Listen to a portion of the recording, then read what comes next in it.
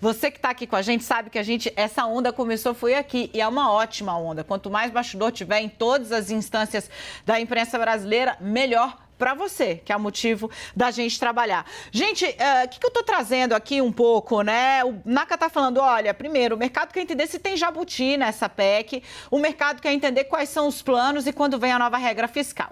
Trago informações, senhores do mercado financeiro. Conversei hoje com gente que está próxima ali do time de Lula, que está tratando das informações para a economia no ano que vem, né? Gente, a prioridade do novo governo é o seguinte: na PEC tem, por exemplo, a ordem de que o governo eleito, o governo Lula, vai ter até agosto, isso pode ser reduzido inclusive para julho, agosto de 2023, para apresentar a regra fiscal que vai ficar no lugar do teto de gastos. A regrinha que vai garantir, em tese, de que o governo não vai gastar mais do que pode, não vai fazer a dívida do Brasil explodir. E aí eu fui a campo tentar entender, é factível esse prazo?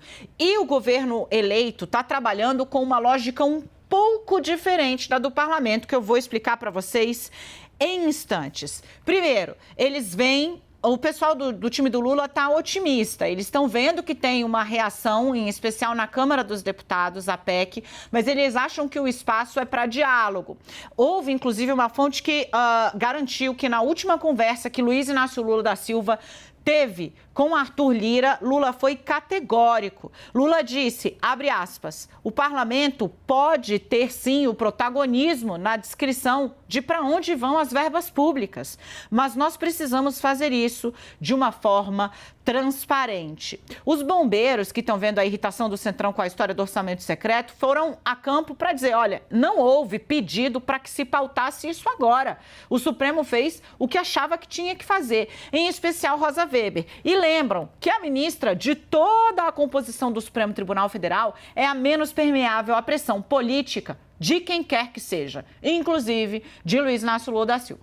Lembrando que Rosa Weber nem por ele foi indicada, foi por Dilma Rousseff. De todo modo, Alckmin foi hoje almoçar com Arthur Lira, não tinha previsão deles conversarem, deles falarem com a imprensa depois, mas para acalmar um pouco. Eles veem, portanto, um espaço ainda de diálogo e profícuo com Arthur Lira no que diz respeito à PEC. O TCU abrindo espaço para esse plano B, melhor ainda, porque fica com duas garantias, digamos assim, duas cartas na manga. Para falar um pouco a respeito do valor da PEC, né?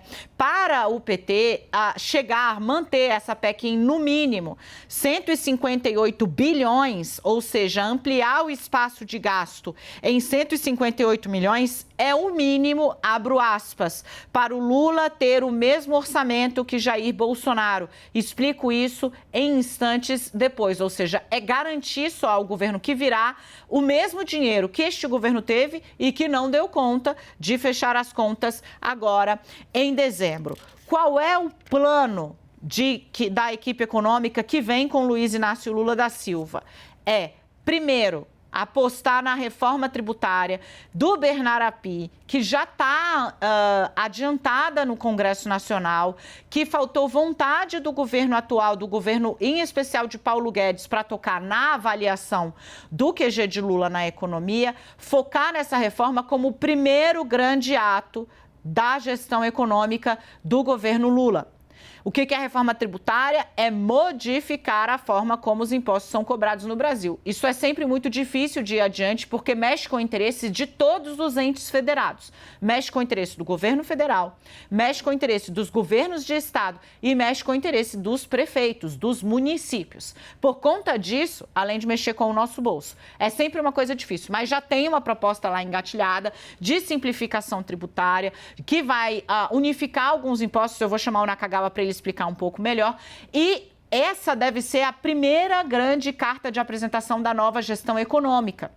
Depois disso, o plano deles por isso que eu disse que a lógica era diferente da do Congresso. Depois da aprovação da reforma, viria a nova regra fiscal, desenhada em cima da nova modelagem de tributação. Essa é a lógica com que está trabalhando o time da transição. Se isso vai se transpor para a realidade, a gente ainda não sabe.